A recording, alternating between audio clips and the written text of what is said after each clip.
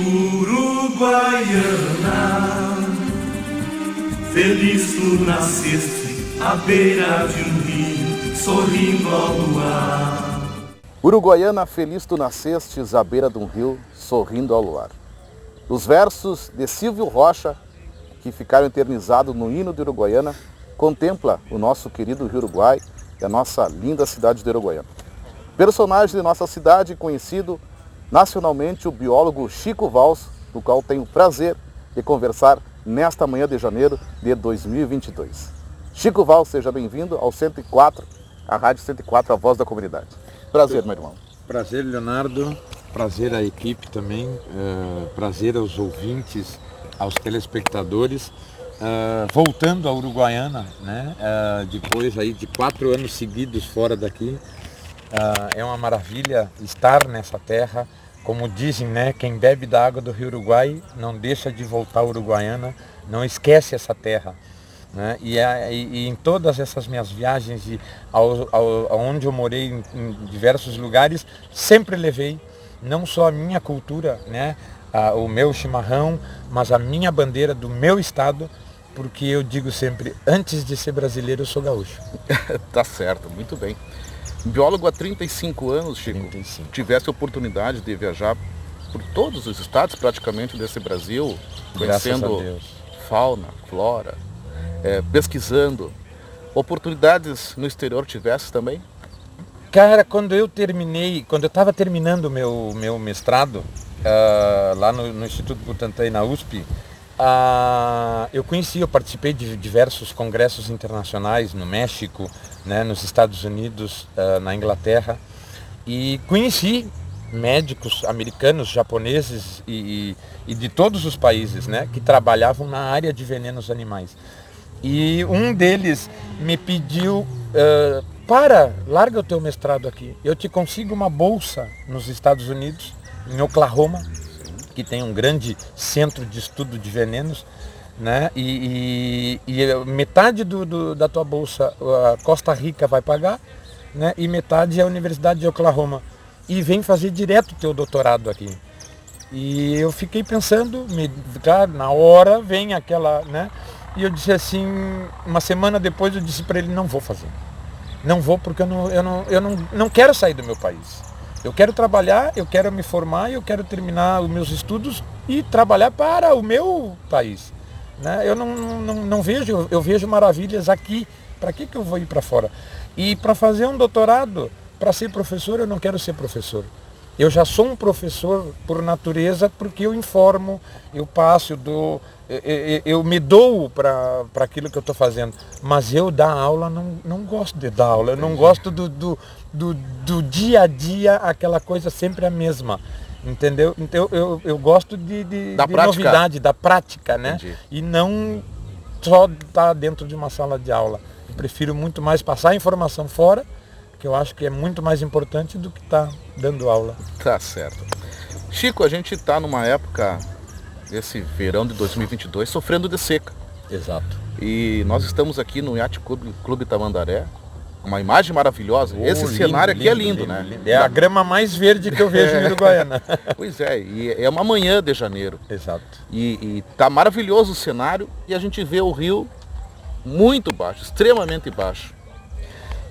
Meu amigo, em primeiro lugar, eu vou te dizer assim, ó, eu tenho 55 anos, 35 de biólogo, e nesses 55 anos eu sempre vi Uruguaiana de costa para o Rio Uruguai.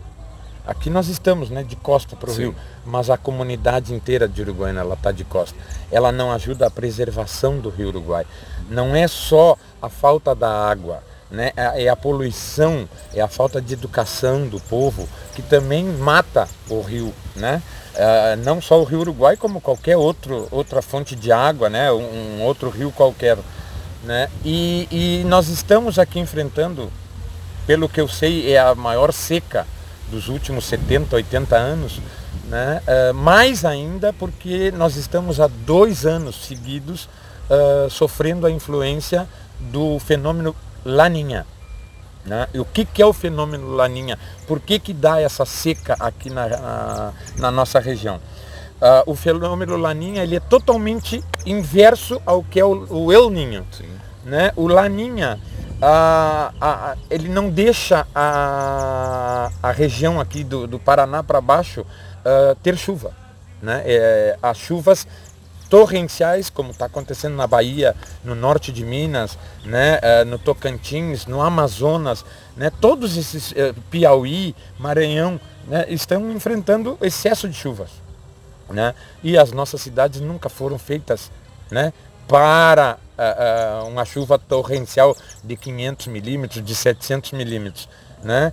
Então, o Laninha ocorre isso. Ele tem muito mais chuva a nível de norte de Brasil, norte e uma parte do sudeste, e deixa o sul com seca. Né? O El Niño já é o contrário. Nós temos chuva no sul e seca no norte e nordeste. Né? E aí a gente está enfrentando, né? Vendo essa... É uma beleza, mas é triste de ver uma imagem, né, do rio tão baixo. E a gente sempre trabalha com as possibilidades. Né? Tem aí uma previsão que agora, daqui uns 10 dias, nós vamos ter um volume de chuva, não como a gente gostaria, né? Mas o Laninha vai dar uma folguinha e a gente vai ter aí, eu acredito que e esses excessos de chuva, né? Nós temos vários rios que se interligam, né? Alguma coisa vai vir para nós aqui, e essa chuvinha aí vem também para amenizar um pouquinho a nossa seca, a nossa estiagem grande. Pois é, tu falaste que o Rio Uruguai, a população uruguaiana está de costas para o rio, por mais esforços que os nossos poetas estão sempre cantando, compondo, escrevendo os versos, estão no hino da nossa querida Uruguaiana. E a gente vê uma questão que as escolas aos poucos também estão fazendo a conscientização com as crianças para virem já a preservar o nosso Rio Uruguai.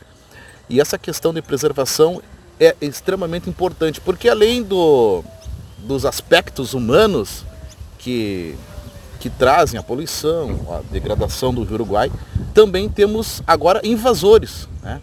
Animais invasores. Sim. Algo que eu não ouvi há muito tempo, e agora a gente ouve bastante na palometa no Rio Uruguai. Exato. Mas tu sabes uma coisa, o grande problema aqui no Rio Grande do Sul, e é só a nível do Rio Grande do Sul, não tem em outros estados, não existe isso em outros países, né? É essa proibição do dourado e do surubi. Tá? Nunca foi feito um estudo técnico científico para dizer para proibir a pesca do dourado e do surubi. Então são dois peixes predadores, né? Assim como a palometa também é predadora. Mas o que está acontecendo? É proibido pescar o dourado e o surubi. Então eles, como predadores de nível A, eles estão acabando com os outros tipos, as outras espécies de peixe do rio. Né? Hoje nós estamos em plena Piracema, né? Mas não se pode nem o dourado pescar. Né? E o dourado também vai dar cria, e vem novos dourados, e as outras espécies também estão acabando. Né? A palometa também, ela tem uma taxa de nascimento muito maior do que qualquer outra espécie de peixe. Né? E ela é extremamente voraz. Né? A palometa ela é uma prima da piranha, graças a Deus que aqui a gente tem aí alguns casos, mas não casos grandes como se vê no Mato Grosso e no Amazonas, né, de ataque às pessoas. Né? Mas a gente tem também aqui uma grande invasão de palometas, mas é o desequilíbrio ambiental também causado pela falta de educação do povo, pela falta de cuidado dos rios. Né? Nós temos um grande problema que enfrentamos aqui em Uruguaiana quanto a isso, que são as criações de porcos e aves que estão lá a noroeste e a norte do Rio Grande do Sul e desagam todos os dejetos direto nas águas do Rio Uruguai. Sim. E isso afeta toda a cadeia do rio e vem afetar aqui Uruguaiana, Barra do Quaraí, né? E até o próprio Uruguai, né? Porque vai afetando toda a calha, né, do rio. né? E as pessoas e os animais que vivem e dependem daquele rio. E aí, um rio muito rico, né? Questão de volume de água, de Exato. animais, tem uma importância muito importante. Muito importante, né? Exato. Isso já temos relatos assim do Rio Uruguai, do descobrimento dos europeus subindo o rio. O trafegou, né, de barcos, embarcações que tinha nesse rio, né, há anos atrás, né, Uruguaiana tinha um porto, né, bem aqui pertinho, do lado de lá da ponte, nós tínhamos um porto, né, então tínhamos comércio de barcos com madeira, com farinha, com arroz, né, com feijão, né. Hoje a gente não vê mais isso, né. Claro que a depredação também causada pelo homem, né, afeta muito isso, né, e a gente vê assim, ó, essa maravilha que é esse rio, né, e muita gente falando, mas por que a nossa margem é diferente da margem argentina, né? Lá o solo é totalmente diferente, né? Lá não tem a ação do vento e a ação do vento levando a água para desbarrancar das margens. O vento sempre predominante vem de lá para cá, né? Então ele vai desbarrancar as nossas margens. O nosso solo é um solo menos profundo e mais arenoso, né? Totalmente diferente de um solo negro, como é o solo da Argentina, né? E um solo profundo, né? Muito mais rico em produção, né? Do solo, né? Do que o nosso solo. O nosso solo é um solo pobre, comparado, né, da margem aqui de Uruguaiana com a margem ali de Paso de los Libres. Mas essa maravilha aqui não tem preço que pague. Nos livros históricos a gente vê as primeiras navegações dos europeus subindo o Rio Uruguai. Eles relatavam no seu diário de bordo a civilização indígena que vivia na costa do rio. Sim. Inclusive eles eram seminômades, mas sempre próximo ao rio, próximo aos afluentes, e relatavam várias tribos indígenas, e especialmente a tribo Charrua, que foi a mais brava, aquela que tentou resistir, né? Exato. E eles eram moradores desta região, então é extremamente rico em cultura, e daqui se alimentavam, né? Exato. Sobreviviam desse rio. Todo índio, para te veres como ele é inteligente, né? Tu não vê uma tribo indígena longe de um rio, porque é do rio que eles vão se locomover, né, para buscar ajuda, para buscar o seu alimento, né, a pesca, né? Então é ali que eles vão tirar a água deles. O sustento todo deles está dali. Se eles estão a 100 quilômetros de um rio, fica difícil se transportar para um outro lugar, né, e conseguir a água. E quando eu fui trabalhar no Parque do Espinilho, que o Ministério Público e a AES Uruguaiana, na época da usina, né, me chamaram para montar o parque, porque ele já estava desde a década de 70 em decreto, né, governamental, mas nunca saiu do papel, né? E aí nos estudos eu fui descobrir que nós tínhamos uma tribo Charrua aqui entre Uruguaiana e Barra do Quaraí, e tinha mais um braço do rio Uruguai que passava ao lado da BR-472, que interliga Uruguaiana à Barra do Quaraí, né? E por que eu descobri isso com os estudos dos antropólogos que vieram à Uruguaiana, né?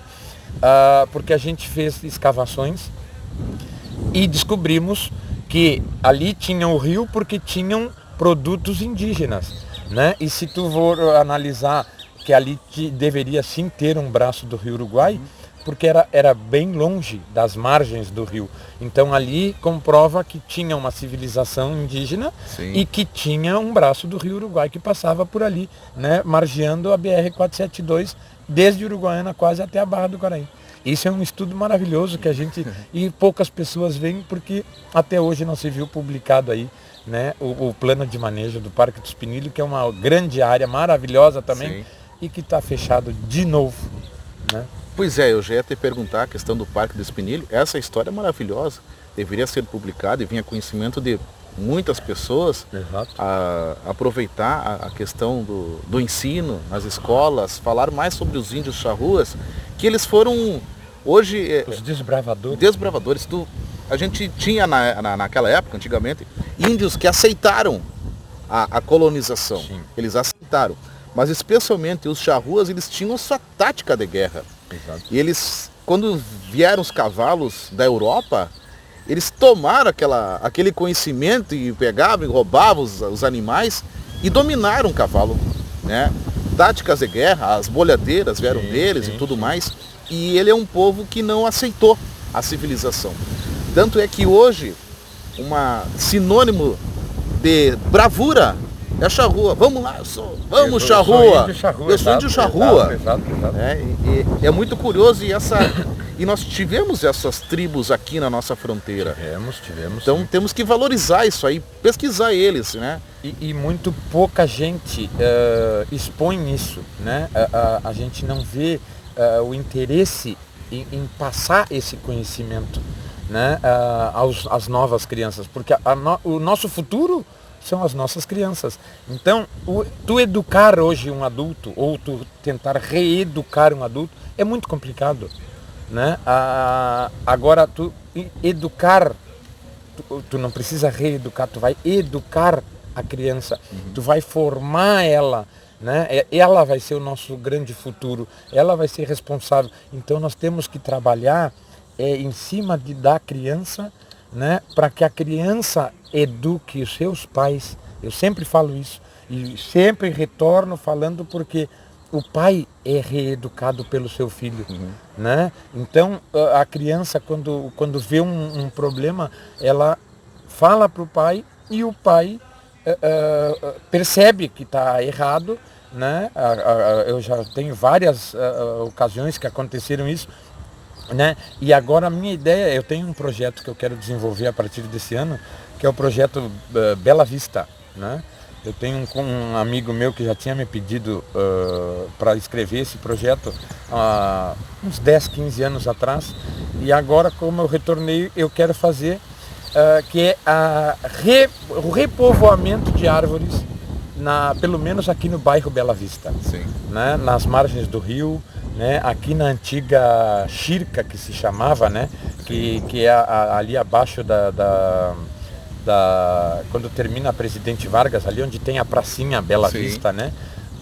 Então, colocar Uruguaiana de frente para o Rio Uruguai, voltando, né?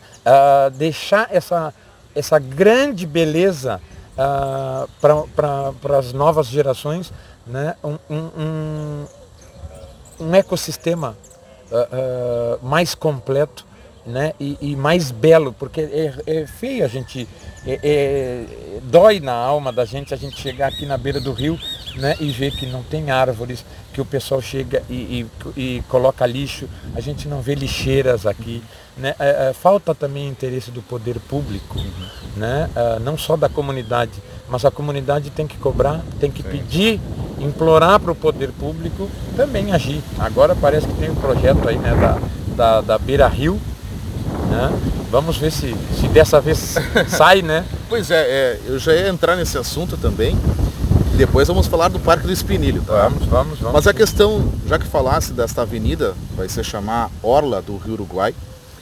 O primeiro projeto é 450 metros, né, vamos dizer assim, de asfaltamento, ou um calçadão, ou um parque, até que a esquina do Yacht Clube Tamandaré. Sim. 450 metros é a primeira parte desse projeto, no qual existe muita burocracia, né, para fazer esse tipo de projeto. De intervenção, né? Exatamente. Então, hoje, a beira do Rio Uruguai é de domínio da União.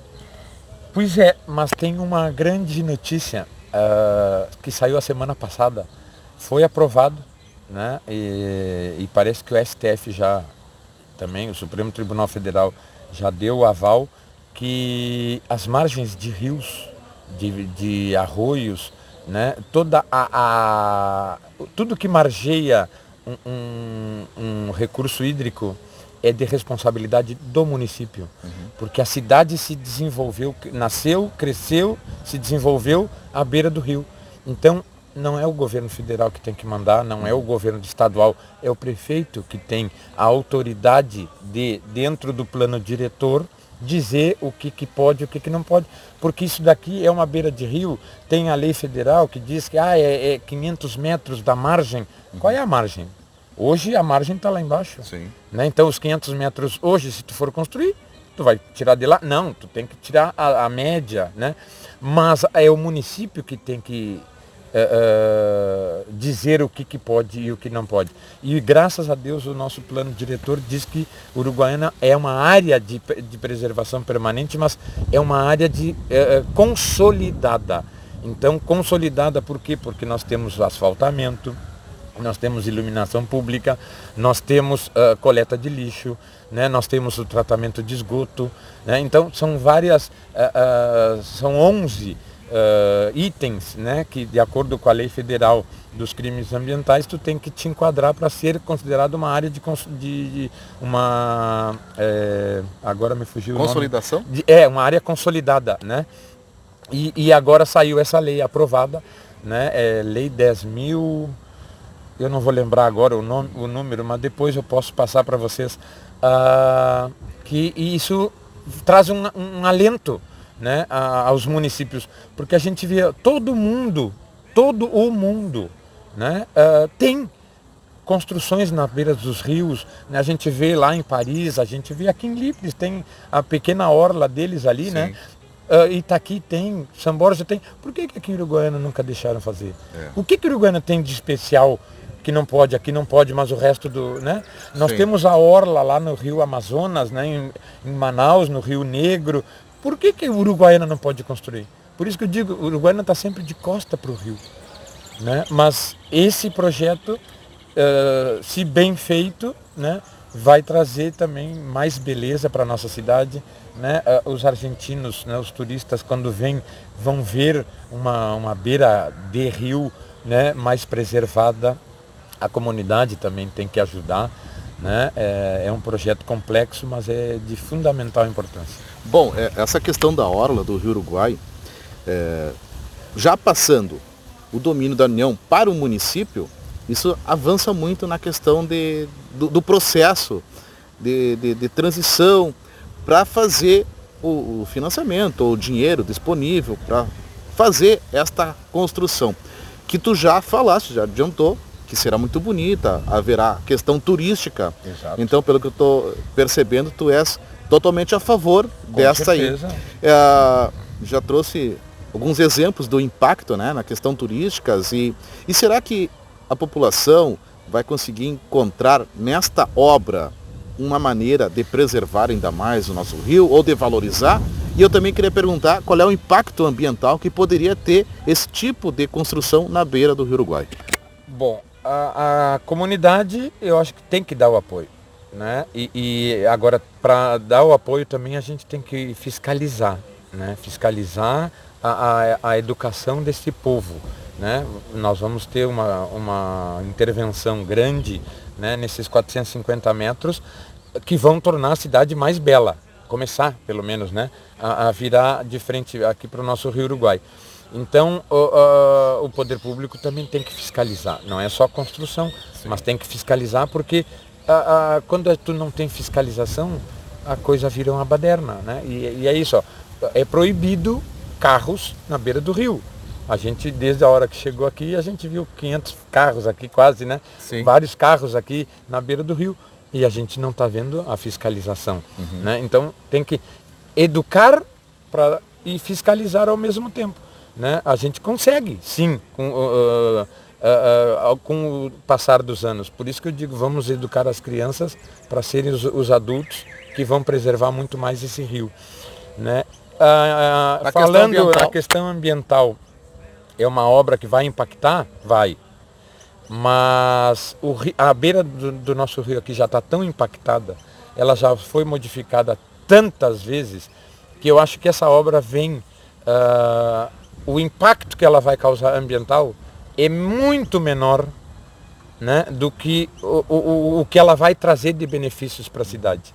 Né? Ou talvez ela venha para somar pela questão da preservação, de valorizar. Com certeza, entendeu? Nós não podemos estagnar o crescimento de um local, né, de um município, só falando assim, o impacto ambiental. Não, o impacto ambiental ele tem que correr junto com o desenvolvimento, entendeu? Porque impactado já está, né? Com tudo que aconteceu, com o esgoto ainda que sai aqui, a gente está vendo ali, ó. Ali está escorrendo esgoto, nós estamos aí vendo que tá havendo melhorias, né, na captação, está aumentando a cada ano que passa. Mas isso aqui impacta também. E ninguém vê, e ninguém fala, né? Agora, uma obra que vem para embelezar, não, essa obra vai causar um impacto maior.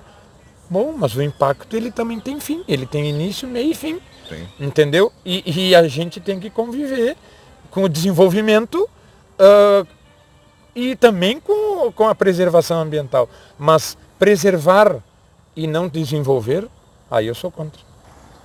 Chico, nessa questão ambiental, ainda envolvendo o Rio Uruguai, e aproveitando o link da característica da nossa cidade, nossa região, nós temos a produção primária como a roda do crescimento. A fonte principal. É a fonte principal.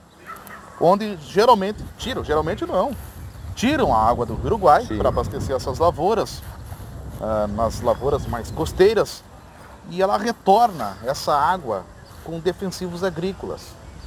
Que hoje, para fazer uma produção de arroz com muita produtividade, vai muito defensivo agrícola. Hoje se exige lavouras com mais de 400 sacos por hectare para serem lucrativas, algo em torno disso aí. E qual é o impacto ambiental dessa água que é extraída e aqui retorna com defensivo agrícola? Eu sou uma pessoa, assim, biólogo, mas muitos me chamam de louco, né? Porque a gente vai estudando, né, e vai descobrindo coisas, assim como a agricultura e a pecuária foram melhorando dia a dia.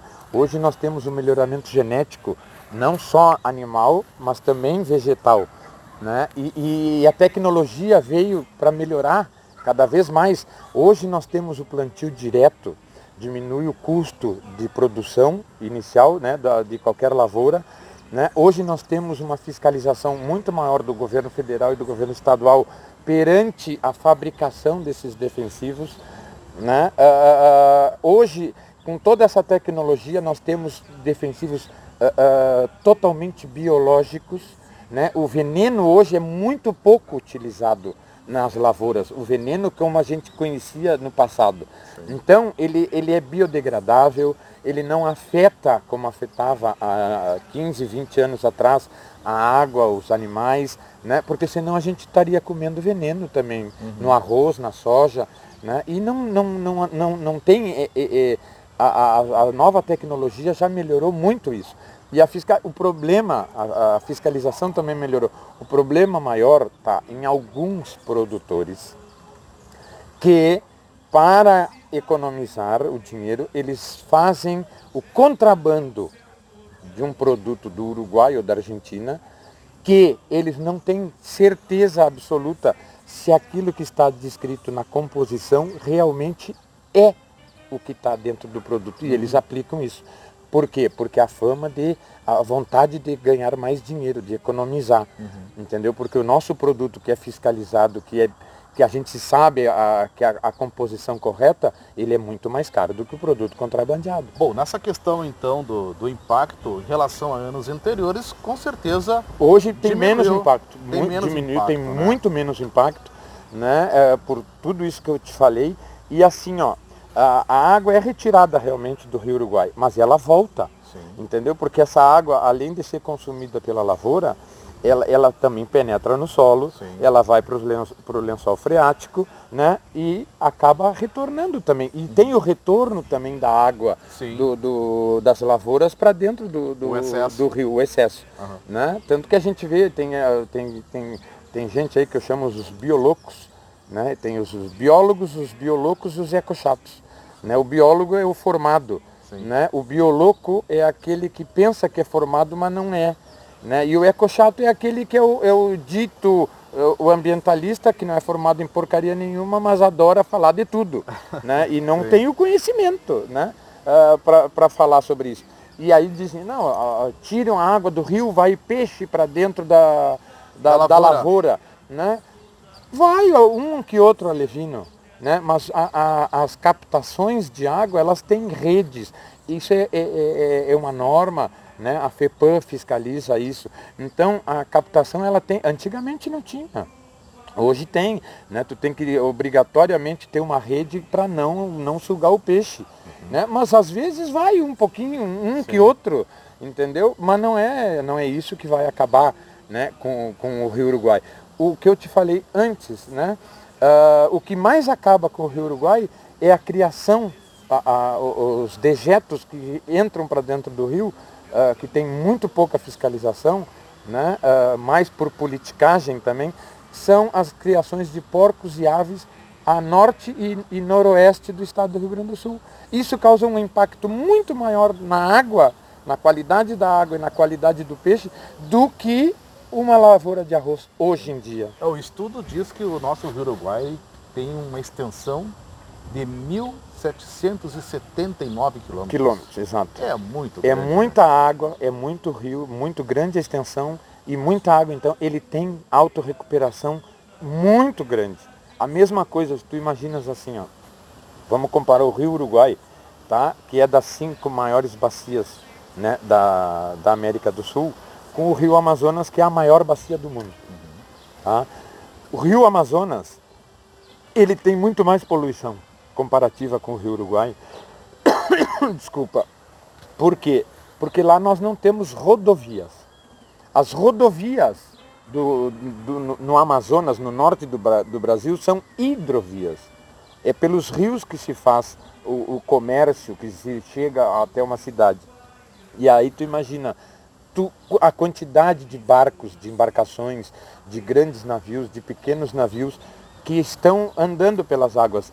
Esta contaminação do óleo dos barcos, né? E dos dejetos que saem dos barcos, que não são tratados ainda, né? Contaminam muito mais as águas do Rio Amazonas do que tudo que a gente tem de lavoura aqui dentro, que possa contaminar, entre aspas, as águas do Rio Uruguai. Tu tens o comparativo com muita propriedade, porque tu estivesse no Amazonas um bom tempo, trabalhando, estudando, e a gente vai imaginar aqui, mas aqui no Rio Uruguai existem as lanchas, as pessoas passeiam de barco, existem os navios que têm aquela draga de areia. Exato. Mas isso não se compara ao tamanho do transporte que existe no Amazonas. Com certeza, meu amigo, aqui ó, dá 0,01% do que tem de transporte de cargas por hidrovias lá no norte do que aqui no Rio Grande do Sul, como um todo,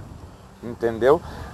E outra, o pessoal muito fala também das dragas, como tu te referiste, e eu sou favorável às dragas, porque se tu não fizer a dragagem do rio, tu vai interromper o curso do rio, tu vai modificar o curso do rio, porque a areia está sendo sempre produzida e ela vem, né, sendo carregada pelas águas aqui para Uruguaiana. Tu imagina se não tivesse as dragas, como é que estaria hoje, nesse período de seca, aqui, a quantidade de areia que ia se acumular aqui. Na sua teoria estaria, por exemplo, atorado o rio. Com certeza, entendeu? E tanto é que é liberada, né, tanto pelo governo federal como pelo governo estadual, a dragagem, porque tu tem que manter o curso do rio. Entendi. Entendeu? Se tu não mantém... E outra, a areia também é utilizada para quê? Para o desenvolvimento das cidades, para as construções, para a engenharia, né? Sem areia tu não tem uma massa para fazer a construção de um prédio, né? Então a gente tem que sempre pensar assim, ó, nunca ser contra, sem pensar no desenvolvimento. O desenvolvimento sempre tem que correr paralelo à preservação ambiental.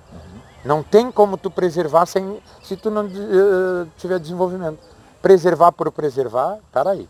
Aí eu digo, esses são os ecochatos, que querem só preservar. Não, nós temos que preservar e desenvolver. Sim. Né? A sociedade se desenvolve, a natureza também se desenvolve. E elas têm que conviver em conjunto e se desenvolver em conjunto. Tá certo.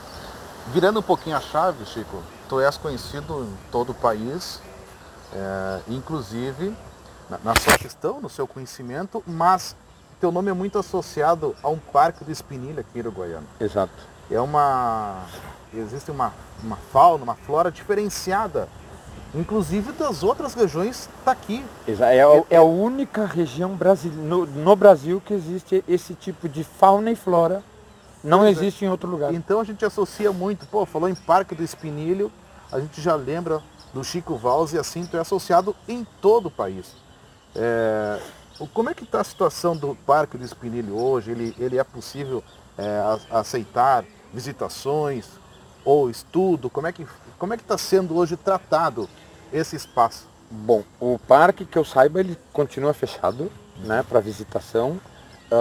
Só pode entrar lá algum aluno ou professor de universidade para fazer uma pesquisa, né? Mas no plano de manejo, que foi aprovado ainda na minha época, ele diz que tem que ser aberto ao público. Ele precisa ser aberto ao público. O público, a comunidade, os turistas precisam conhecer o parque para dar valor ao parque. Hoje eu vejo, conversei com o secretário de Meio Ambiente da Barra do Quaraí, né, o meu amigo Argemiro, e ele dizia assim: a comunidade da Barra está contra o parque de novo, porque o Estado não parece que não tem vontade de abrir o parque.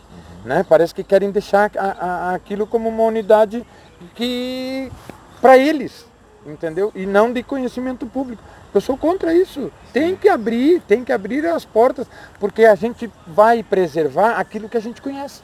Como é que tu vai preservar aquilo que tu não conhece? A comunidade toda desconhece o que é o Parque do Espinilho.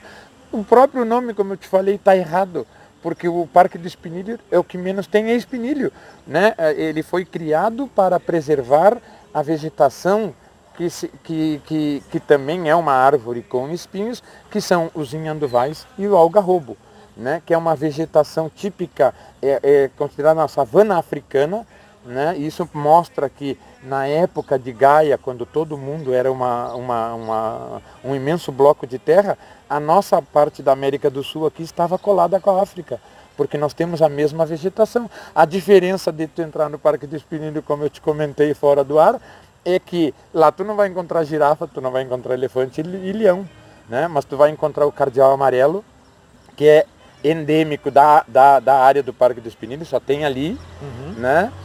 Tu vai encontrar a formiga cortadeira, Atta vollenweideri, né? Que é específica daquela região, né? Ela é endêmica dali também. O inhanduvai, o algarrobo, entre outras espécies vegetais que só existem ali, né? Nós temos também, eu não me lembro agora o nome da ave, me fugiu, mas ele vem do Pantanal Mato Grossense, né, para acasalar aqui na região do Parque do Espinilho, né?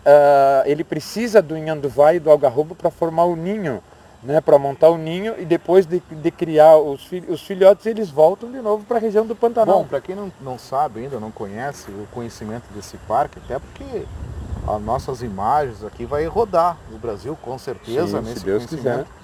E a questão do Parque do Espinilho, para as pessoas saberem, terem noções de dimensão e característica, na qual tu já está me citando, seria uma savana africana dentro do continente sul-americano. Isso, dentro do bioma Pampa. Dentro do bioma Pampa. Dentro do bioma Pampa, né?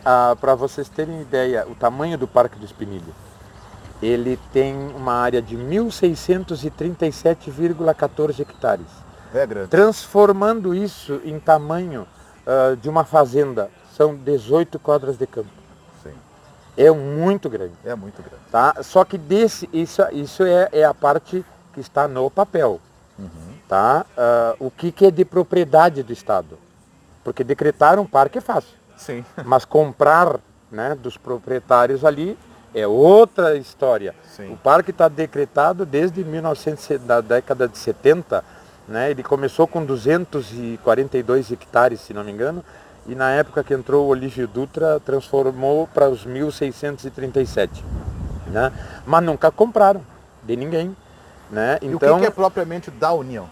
Da União nada, do governo do Estado, porque é um parque estadual. Né? Então aí a AES Uruguaiana, quando veio construir a usina, ela, como parte de compensação ambiental, né, pelos danos que ela causaria na construção, né, e o dano também, porque usaria o gás natural, mas ele também é um combustível fóssil. Sim. Né? Então ela disse assim, ó, eu vou montar o Parque do Espinilho. Tá? E foi gastando, ela gastou 6 milhões de dólares até o ano de 2008. E o parque nunca tinha saído do papel, nunca tinha sido comprado, mas o dinheiro sumiu, 6 milhões de dólares. Então o Ministério Público me chamou, junto com a AES Uruguaiana, e me ofereceram, tu quer trabalhar no parque? Quanto tempo tu monta o parque? E eu disse, 1 ano. Eu não cumpri com a minha palavra, porque eu montei em 1 ano e 1 mês. Porque, claro, teve alguns problemas, né, documentais e tudo mais que atrasaram. Né, e de construção, excesso de chuvas na época, que teve que se parar, né, mas em 1 ano e 1 mês eu cerquei o parque com 25 mil metros lineares de cerca, que não tinha. Eu construí a sede do parque, eu construí a casa do guarda-parque, a gente montou o plano de manejo, né, foi aprovado o plano de manejo. Foram feitas entrevistas com toda a comunidade, né? A gente colocou a comunidade a favor do parque. A gente colocou os fazendeiros, os lavoureiros a favor do parque, que antes eram só multados. Sim. Mas não tinha informação nenhuma, ninguém passava informação. Sim. Então a gente colocou tudo isso. E acabou o nosso tempo, né? Eu tive que sair, né? A governadora até tinha falado que não, nós vamos te nomear, mas era ano eleitoral. Passou a data, né? E eu continuei trabalhando de graça, né? E não recebi nada, né? Mas tudo bem, passou a época. E hoje o parque está de novo fechado, roubaram cerca, né? Já alguns atrativos lá apodreceram, caíram, né? O maior ninho de caturritas que existia dentro do parque não existe mais, né? Então eu digo assim, ó, que tipo de preservação é essa? Né? Não, para mim não é uma preservação. Para mim, o parque tem que ser limpo, tem que fazer aceros, né? Principalmente nessa época de calor, agora pode pegar fogo e destruir toda aquela vegetação. Aí é um parque que não está limpo, porque as margens da rodovia estão cheias de árvores e o povo joga o cigarro, a bituca de cigarro fora, joga uma garrafa que quebra, bate a iluminação do sol, pode fazer um foco de incêndio ali. Sim. E acabar com o parque. Né? Então isso isso não se vê.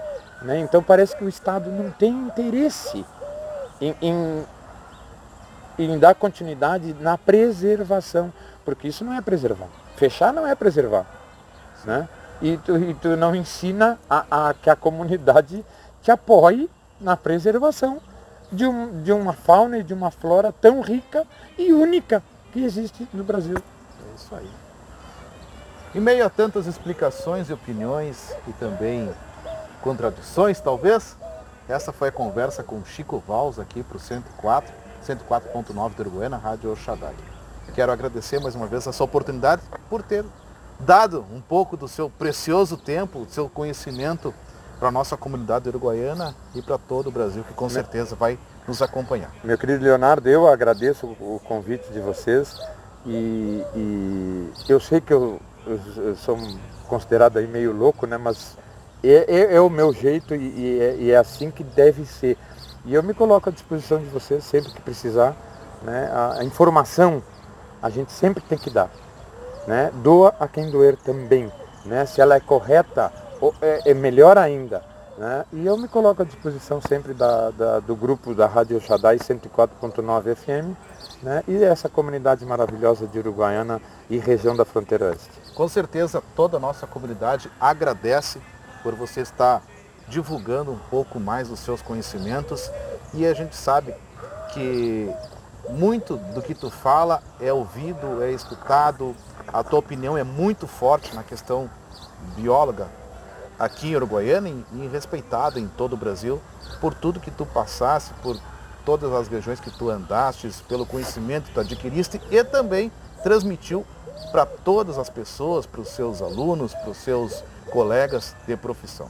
Agradecemos mais uma vez o teu tempo, muito obrigado. feliz e até a próxima oportunidade. Até a próxima. Até a próxima. Um Obrigado. abraço. Leonardo Madeira com Chico Vals para a Rádio El Shaddai de Uruguaiana.